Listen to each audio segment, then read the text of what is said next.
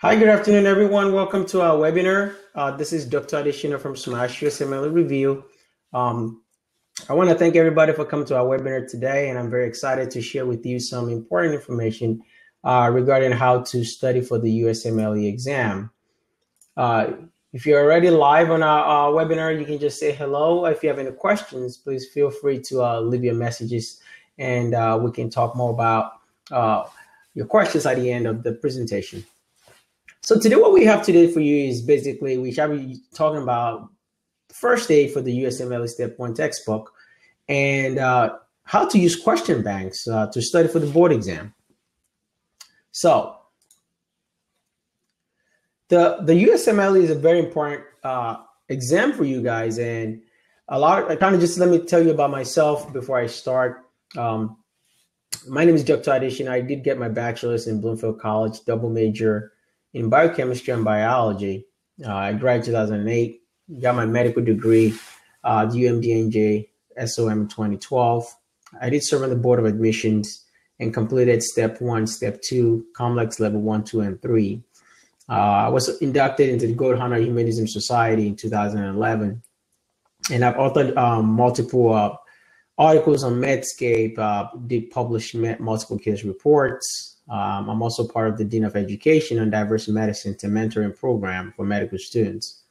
And I'm the Clinical Content Director for SmashUSMLE.com. I did finish my emergency medicine residency at St. Luke's Hospital in Pennsylvania, and I'm a board certified emergency physician, and I work in Texas, Memorial Hermann Hospital and Methodist.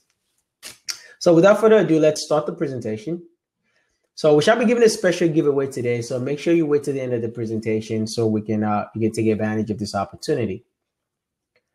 So everybody knows the USMLE is a very important exam, and most students often use first aid for the USMLE Step 1 textbook, and they use one type of question bank or multiple question banks, and they often even sign up for a review course to study for the USMLE, and some people like to also incorporate study partners. So what exactly is the first aid? Well, I'm sure you guys are all familiar with the book itself, and let's kind of talk about some misconception about the book. So first aid is known as the Bible of Step 1, and first aid is also a textbook for the Step 1. And a lot of people always equate, like if I memorize first aid, that automatically means success on the USMLE. But let's be honest here. The fact of the matter is, if you ask yourself this question, how much medical knowledge will I have if first aid were the only medical textbook I have to know to be a doctor? Well, I should probably can figure that out, that first aid would not be the only book anyone needs to memorize to become a great doctor. It's only testing all the critical important facts and information that is tested in the USMLE. Now, a lot of students get shocked when they buy the book, right? You know, if you pick up Goyen or you pick up Robbins or you pick up any medical textbook, right? It's very succinct. The information is more detailed. You can read the book and you can understand. Unfortunately, when you pick up first aid, you get disappointed. You wonder why the book has just facts in it. But you know that every fact in that book, as a matter of fact, is very important. The reason is because first aid, as the name implies, if you think about first aid, like again, a first aid kit. A first aid kit has the little minimal things you need to be able to get things done. Same thing applies to first aid for the USMLE. It's a collection of important information at hand.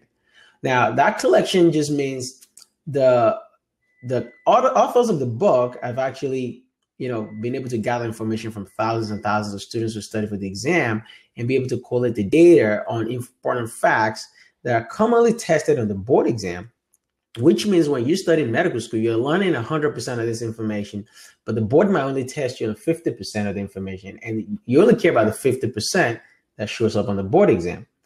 Now, remember, first aid cannot replace your critical thinking and fundamental understanding of basic science. You still have to be able to understand fully this clinical content, right? If you pick up first aid and try to read it, it makes absolutely no sense. So a lot of students that try to pick up the book and read right away find out this is an epic failure tactic because you can't understand what you're reading except you've already had a solid background in medical science. Here's another caveat. If you're going to buy the book right at the beginning of medical school or buy this second year of medical school. If you're an international medical graduate, buy the book immediately when you want to start studying for the boards. Don't buy the book 2 months prior to your board exam and give it a read. It's not going to work. So that's one important point I want to kind of emphasize. Now, like I said, ideally you want to have the first day of medical school. Now, once you get your first aid, what I want you to do is take the book and take it to Kinko's, Staples, and have them actually cut the book pages. And they'll cut off the binder, and then they place in a 3-hole punch binder. Now, you want to have tabs also, because a lot of students don't understand, like when you have flipping through the book, you want to place tabs at the edges of the book. So by, if you're in behavioral science, you put a behavioral science tab. If you're on biochemistry or if you're in cardiology or endocrine, you want to have those tabs because it just makes it easy for you to be able to flip the book pages as you're actually studying, and you kind of get used to it. Now, when it comes to actually using the book, you have to do this backwards, all right? So before I can talk about annotation, let's talk about question bank, okay? We're going to come back to annotation in a minute, but let's take a look at, this is what a first aid looks like in a binder, okay? You put in a 3-hole puncher, and you kind of see that it's easier for you to open the book, and also it's easier for you to write notes in the side of the book. Now, when it comes to boards, it's slightly different from the way you normally study in medical school. In medical school, they give you 20, 30 chapters, you read through the textbook, you maybe do some practice questions, and then you take the exam, and then you do extremely well, right? That's typically standard medical school. You get a 90, you get excited. The approach for boards is different. You're going to do it backwards. The reason is because, as you can see, the first aid textbook just gives a bunch of facts. How are you going to make sense of all the facts in the textbook, which is first aid? It's by using the question bank. The most trusted question banks out there today, Smash USMLE, UWorld, Kaplan, and there's a whole set of other Q banks out there. Now, regardless of which Q bank you choose, you should start solving the questions way ahead of the exam. When you're still learning the basic science in the class, it helps solidify the content. For example, when you start the question bank, okay, you're going to find out very quickly how much you do not know. Because a lot of students think they know a lot. Like they say, oh, let me read first aid and I'll go do a question bank. Wrong approach. It's not going to work for boards. You have to start doing the question bank first. And after you're done going through the question bank, then you can kind of pick up the book and start reading. So today, the purpose of this lecture or this presentation is to show you the strategies when using a question bank. Okay, so how do we use question banks? Well, question banks are actually learning tools and then assessment tools, right? There's so much information on the boards, and you don't know how we're going to test you on it. And the board is all integrated. That's really what makes it challenging for students, right? Well, if you're learning biochemistry, you're learning genetics, right? We are probably going to test you on it in a different form or shape, right? We can give you a neurology question, and at the end of the question, it might be actually a genetics answer. That is where students get confused, because it's all integrated form of learning. We're trying to test you everything you've learned from the molecular level up onto the organ system level, which is pathology, and then pharmacology and micro. And this is what makes the exam really challenging. So question bank is really what's going to bring this out and show you how we're going to test you. Now, when you use question banks, and before we actually move on to the next point, I am going to show you a demo of our Q bank of how things work, okay? So here, we're going to go through some selected questions we've picked out for you today, so you get a great idea. So when I actually approach using a question bank, I use the same format every single time. The reason is because you're training for a marathon, okay? And you want to make sure that you use the same style, the same format every time. Even when it comes to the exam itself, you're going to be using the same thing, because if you don't get used to a form of actually studying the same way, on the real exam, you can have anxiety, you might freak out, and they kind of deviate from what you normally do. So on the USMLE, this is the exact form of the USMLE. When you actually take your exam, the day of the test, this is what the USMLE looks like. So there's no surprises. At Smash USMLE, we've worked very hard to build a platform that mimics the exam conditions. So we're going to do 4 different questions, and I'm going to show you how I go through the questions. So here we have an 80-year-old male with lethargy, anorexia for 3 days duration. So what I'm going to do is, what I typically first do before I start any questions, I glance at the answers. Now, if you look at these options, I picked this on purpose because you can see the answers are very, very long, right? So me quickly glancing into this, I see digoxin here, and I see a little bit of sodium, potassium channel. So before even I start reading the question, my mind zoomed into either cardiology or pharmacology. There's a reason for that. The exam is mixed. So when you're actually taking the exam on the day of the exam, your first question might be endocrine. The next question might be neurology. The next one might be even pathology. The next one might be pharmacology. So your brain is constantly switching back and forth through the whole entire 8 hours, juggling through all the information you have mastered in the course of studying for the USMLE. So in order to kind of break down that barrier and take out the guesswork, every single question that you open or practice, take 1 second. I'm telling you, it takes you, after a while, it takes you 2 seconds actually to quickly process the information. Your brain will recognize the options. Now, in this case, we're looking at potentially a cardiology question or maybe a pharmacology question, okay? Because they're talking about digoxin. Well, now, what I do next is I read the last line, okay? That's always what I do next. So I try to say, in the setting of hyperkalemia, which of the following is true? Now, believe it or not, on the board exam, there are questions that are this long, and what you're going to find out is all you need is to read the last question.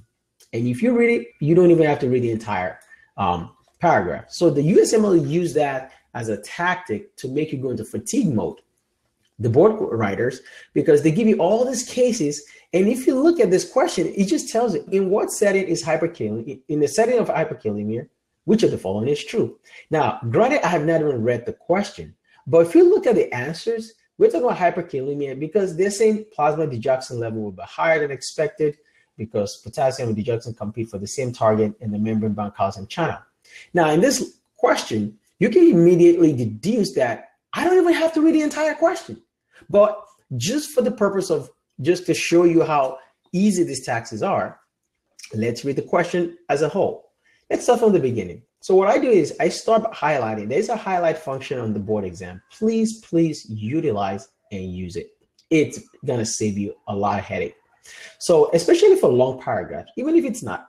So they say it's an 80-year-old male, always presents with lethargy and anorexia for 3 days.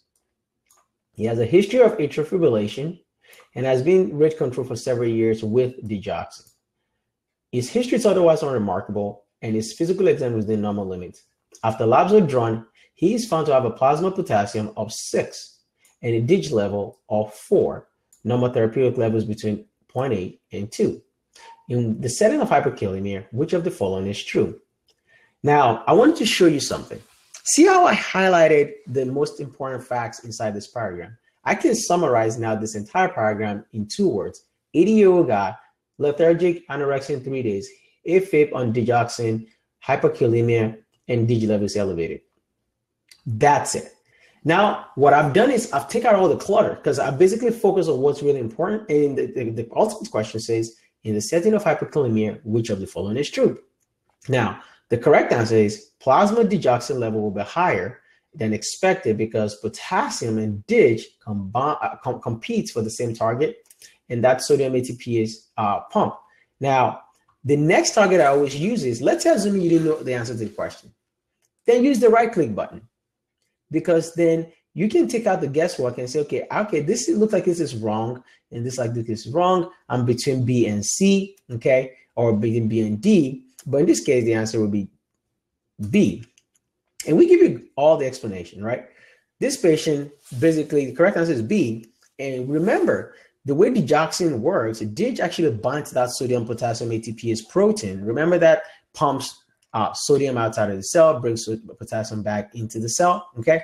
Now, that in turn increases the intracellular concentration of sodium, but it's going to decrease the activity of that calcium-sodium exchanger that you learn in cardiology, and that will lead to increased intracellular calcium. That's how patients develop a stone heart and increased inotropic effect of the myocardium, okay? But the problem when there's hyperkalemia, elevated potassium, in the setting of acute renal failure, for example, that potassium is going to compete with digoxin, right? And extracellularly, it's going to increase the level of dig. This is how patients develop digoxin toxicity. Now, this is a great strategy. And what I do is, so when you actually practicing questions, you read this correct answer, and then you read all the incorrect answers, and then you look at your educational objective. And we always have references here. Let's say we didn't give you the normal plasma potassium level. You can search here. You can type for potassium, and that's it. Potassium level is 3 to 5, so 6 is elevated. Now, this is one strategy that I use every single time I do my board question. Now, let's look at another example. We're going to look at question number 3. Question number 3 is similar to question number 1. Now, what did I say? Start by glancing through the answers first. I see vitamin B6. I see isoniazid. I think they might be testing me on TB, maybe micro, but it sounds like something with isoniazid and vitamin B6. But hey, why don't we let's read the last question. At this point, you realize you forgot to supplement his drug regimen with which of the following. Well, that doesn't tell me much. See, in this case, that reading the last option doesn't always give away the answer. So then I progress to reading the beginning of the question.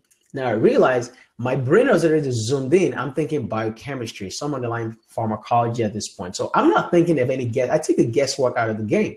A lot of students want to read from the beginning, go all the way down, and then read the options and then pick the answer. The problem with that is you keep yourself guessing and try to figure out what they're asking you when you can knock that out of the park. So we've got a 67-year-old male. We're going to use the highlight button. Came in with hemoptysis and cough for 3 months. Great. I'm thinking TB right there. Night sweats and no weight loss. I'm like, okay, TB sounds like it. Is afebrile with an unremarkable physical exam. Now, chest x-ray shows some 3 cavitary lesion in the left upper lung lobe. Excellent. Okay. And he's on regimen for isoniazid, rifampin, pyrazinamide, and ethambutol, RIPE therapy. After several months of treatment with his pulmonary symptoms have decreased, his pulmonary symptoms have decreased, but the patient states that he has new tingling sensation in the hands and feet. He does not have any diabetes, so they're taking out the point of peripheral neuropathy from diabetes. And at this point, you realize you forgot to supplement the patient's drug regimen, which of the following. I always highlight the last question because now see what I've done again. The same thing. Let's look at the options. Iron sulfate because rifampin can cause pernicious anemia. Okay.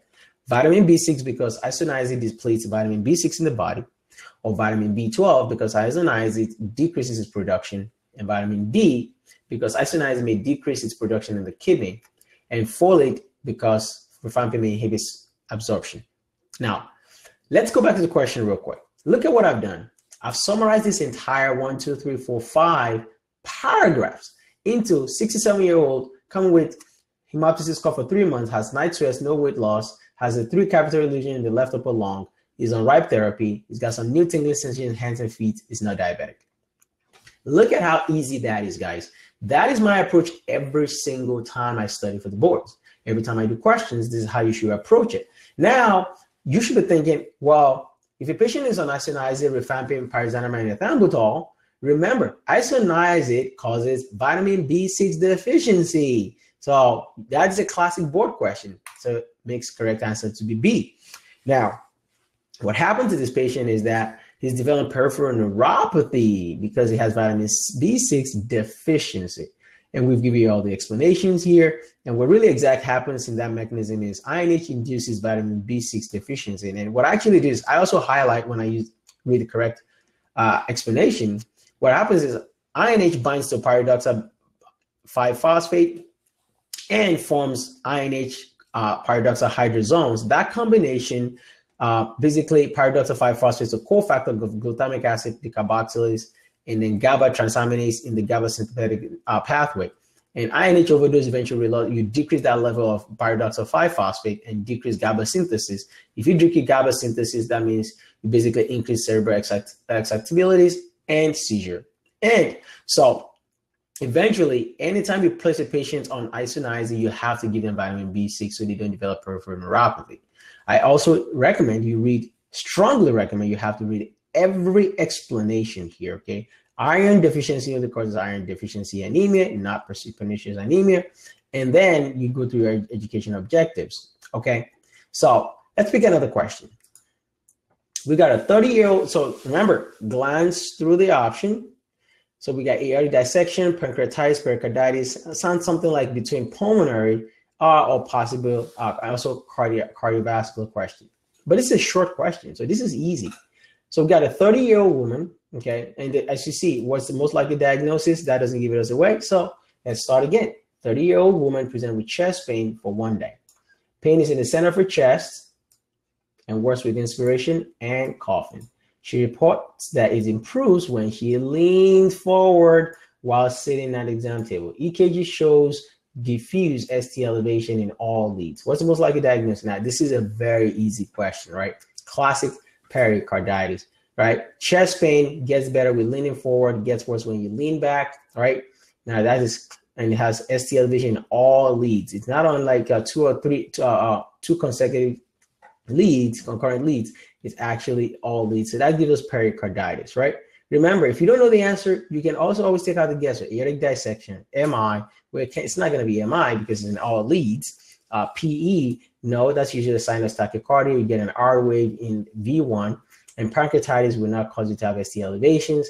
Aortic dissection can cause ST elevations, but if it's an LAD, it's going to affect your lateral leads. So that's not going to be correct. And the correct answer is going to be pericarditis.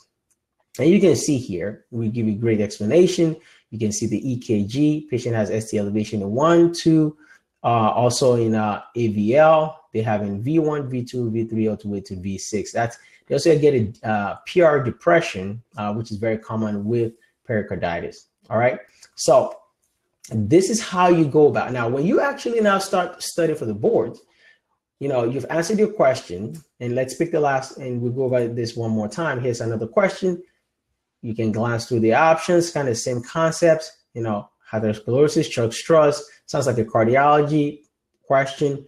We got to, you know, you look at the last options. What comorbidities most likely associated with patient condition? Well, I can't answer the question yet. We got a 55-year-old man come to the ED complaining of chest tearing pain radiating to the back and denies any history of trauma. I see a wide mediastinum. That suggests the patient is having aortic dissection. Hypertension is most likely cause. Okay, same idea, same concept. Now, here's the caveat, guys. When you actually now start studying, what you do is you go back into your first aid. Now that you know where the answer is, you're going to go back into your first aid that you've already annotated. And what do? Here's your first aid. You find where acute pericarditis is, you highlight. And what I recommend is just pick a highlighter that you love. For example, if you like yellow, and every time you do a Q-band, use your yellow highlighter. Use it to highlight that section. So we just learned about EKG changes with widespread ST segment elevation. See, when you actually try to read this without actually doing a question, you won't realize how important every line is. But now if I highlight EKG changes in yellow, I'm like, oh my goodness, that was a question in the Q-band. I have to know that patient that has pericarditis has widespread ST elevation and or PR depression, okay? At some point, we're gonna test you on patient that have lupus that's gonna present with pericarditis, or patient with rheumatoid arthritis, or patient that's BUN is gonna be elevated, okay? And you're gonna realize that they're also coming with chest pain, okay? BUN of like 100. And then you wonder like, oh my goodness, why are they having chest pain? Well, they have uremic pericarditis, all right? Also, a patient that's gonna have acute ST elevation or Dressler syndrome can develop pericarditis 2 weeks after, you know, having a STEMI, all right? So all a patient that has cancer that we're doing radiation to their chest and inflame their pericardium, now they develop radiation pericarditis. Or a patient that have Coxsackie virus, okay? So you're gonna keep seeing the same concepts over and over with different diseases. But if you look at these diseases, right? If we were talking about Coxsackie, that would be micro, right? Autoimmune like lupus, that would be rheumatology. Uremia, that's nephrology. Cardiovascular, that would be cardio. So, but we're using the same diseases to test one concept. That is when you go through the Q-band, you see all these different topics, and it comes back to the same page, okay? So you have to take notes. Now, when you run out of space of taking your own personal notes from the correct answers, then you go ahead and take a piece of paper, put it inside your first aid, and start taking your own notes, okay? Because you're gonna run out of space, guys. That's just a fact. That is how you use a question bank. And also, this is very important, guys. When you read those incorrect answers, you have to go back into first aid and find where you found those incorrect answers. And that's very painful But that's why it takes about 5 hours to get through 44 questions in the QBank. Okay, that's why I said here, start solving the QBank starting MS2 or whenever you start studying as an IMG, and annotate important aspects into your book. Now, and by the end of your board study, look, your first aid should be this big, okay? It's no longer small. You filled it with notes from the beginning till the end. Now that we've learned about QBanks, don't be discouraged if you're scoring below 50% on the QBank, okay? That is not unusual. You are learning. Remember, it's a learning tool. The point of the QBank is to teach you what you don't know and prepare you for the boards. Now, the biggest mistake a lot of students always do is that, hey, plain question solvers without thorough review of answers, I'm just going to get through the QBank. No, you have. The reason why you're using the QBank is because of the comprehensive explanations, not to see how well you're doing on the QBank. Is for you to understand what needs to be tested and what you're learning for the QBank. Okay, so use QBanks, okay, very, very smartly, and solve the questions in random form and in timed mode. Now, at Smash USMLE Review, what we do is we help you basically get through the boards by mashing out the concepts in first aid and also study for the USMLE faster. We help you actually discover all these important clinical pearls that are integrated and also understand how this question bank writers think. And that's going to help save you time about 75% of your time. And you can study anywhere and anywhere you want on the go. The reason why we have that is we have this app that basically allows you to study video lectures inside your app, inside your phone, and basically you can watch any USMLE prep video inside the app. We have a question bank in the app. We have audio books inside the app, flashcards built into the app, and you can download the summary notes from all the lectures.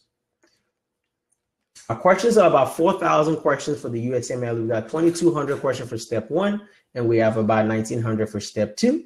And we just completed our 1,000 flashcards from Master the Boards. So when you're actually studying for step 2, you can go through our 1,000 flashcards, most tested questions, and you basically use it to review also as you go. So does anyone have any questions at this point?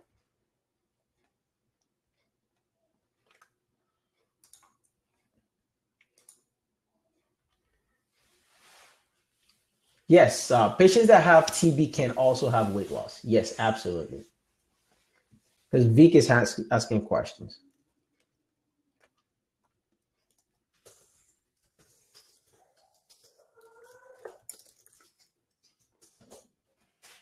Hi, Samantha. Nice to meet you. I don't know if I'm not saying your name right. Blanky Kenowoke, how are you doing today? The QBank. So our QBank currently, I can show you the prices of our question bank. I'm actually gonna open up the polls for you guys to answer the question. Feel free to answer the question. We're gonna give you a special 20% off for today. The offer is only gonna last till today. If you actually click on the website, it takes you to our page. We have different prices for our QBank, and I can show it to you guys so you can see. The QBank starts at $59.99 for 1 month, and up to about $180 for 6 months. If you go on our website, I'll give you guys the link here so you can be able to access it. Where do you download the summary notes for each lecture? That's a great question. Okay, so let me kind of run through the website so for you guys to see how our website works. So here's our website.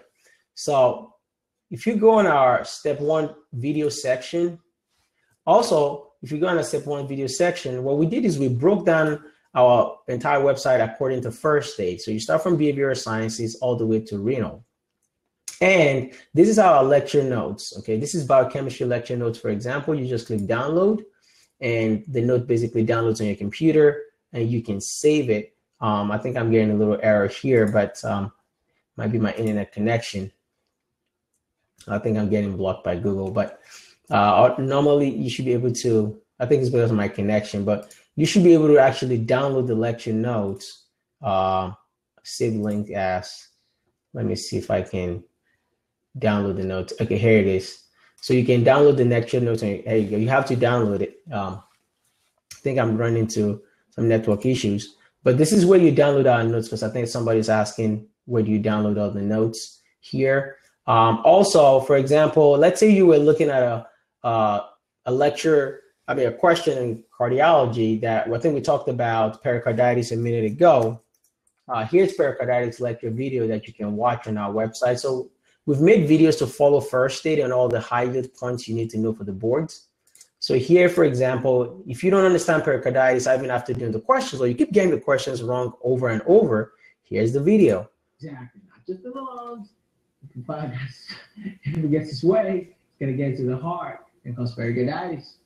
Radiations, right? You're going for chemotherapy. So as you can see, I've created the lecture. You can see it's viruses, acute MI, uremia. We explain all those concepts to you in a very detailed format so that you can understand everything you're learning on our website. That's what makes our company different. We actually focus on using those videos to understand the concepts. So if you go on the video section, you can access all the lecture notes, and you can watch all your videos here. We have animations that explain how the heart functions, and we are basically going through first aid. And rather than try to memorize those facts in first aid, you can basically, you'll be able to watch the lecture videos. It simplifies the concept for you, and then you can take detailed notes, or you can also download the notes for yourself. This is the section where we have our QBank. If we go to the QBank section here, this is where you generate all the question bank. And, we have 2,200 questions, almost 2,234 questions. You can put in tutor mode. You can go in time tutor mode on incorrect or marked. So if whatever you prefer, you can pick time or on time. And you can actually subdivide your questions based on which section you want to study. This is pathology. So there's 690 question pathology. And if you just want to study POEM or GI, you can actually pick, or you can pick all. You can just click select all and start doing the questions. So nursing is asking how to revise. What do you mean by how to revise, nursing?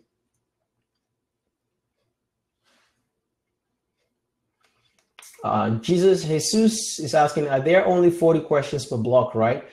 On our website, you can generate up to 46 questions. So that's the max questions. If I click 46 questions and I click submit, I can generate up to 46 questions. See, all the way to 46 questions here. Okay, so that's how QBank works. On the real test. The real test, yes, it's 40 blocks. The USMLE has changed. Now it's only 40 blocks of questions per block. So it's 280 questions total, yes. Are the notes, videos, audios, or just in a slide fashion? No, we have videos. The videos have been transcribed into lecture notes, so you can download them as a summary.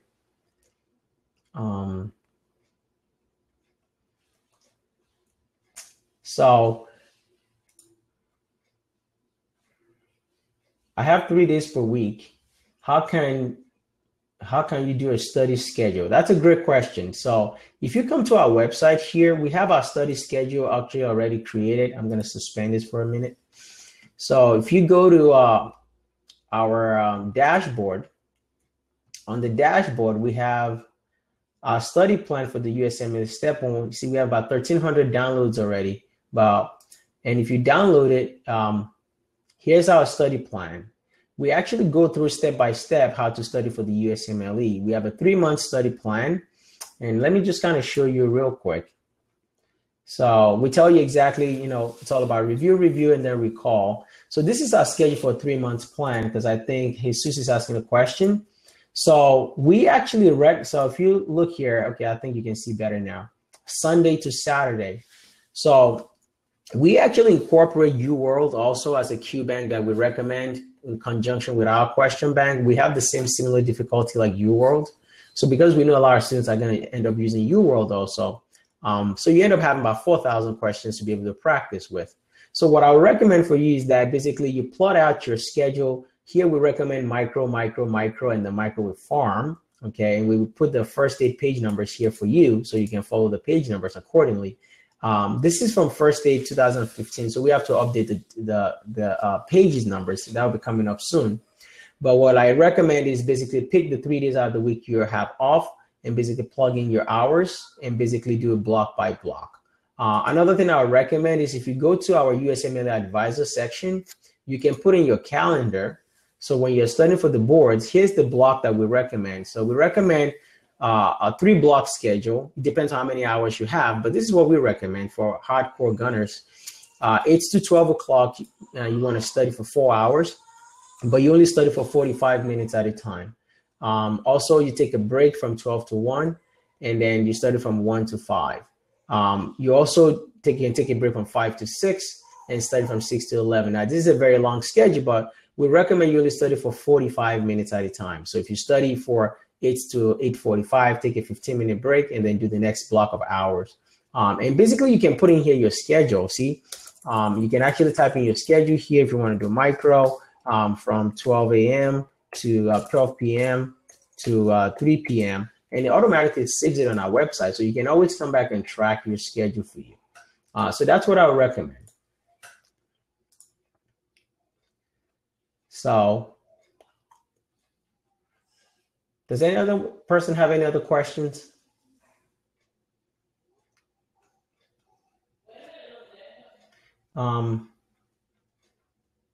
Okay. If there's no other questions, the only thing I would like to share with you before we end this webinar today is we would like you to share the word with your friends and colleagues. We here at Smash USMLE, we're dedicated to student success. We really care about you succeeding well in the USMLE, and we work very hard to bring you the best and the most up-to-date information for you to study for the USMLE exam.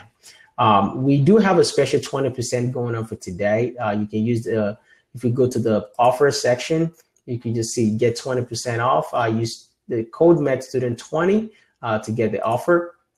Also, if you also here, we have an ebook on the website, which is $29.95, but you're going to get it for free, even if you sign up for our free trial. This is a book we published on how to study for the USMLE and tips for surviving medical school. If you come to our website, the book is actually here under the USMLE Advisor section. You can read it for free. Also, feel free to share with your friends. And also, we are, like I said, we're giving it to 20% off. Go to smashusmle.com/medstudent, and you should be able to access it. And also, I would like to ask you guys to go to the App Store to please download our app. It's free for you to download, and I would love to hear your feedback and your review on our app also. And that would be great if we kind of give us those feedback, and we love to keep improving our products all the time. We also have a sushi as, and I'm planning to take at the end of September. Is it possible I have 3 days a week work to pay bills? Thank you for your insights. ASUS, I recommend you can send me an email to admin@smashusmle.com, and we can kind of talk a little bit more about your schedule and how you plan to study for the boards, if that's okay with you. Okay, so thank you everybody today for coming. We really appreciate you. Our next webinar is going to be in 2 weeks. And if you have any suggestions of anything you would like us to talk about on our program, we would love to hear your feedback. Thank you guys for coming. You have a wonderful rest of your day. Okay, bye-bye.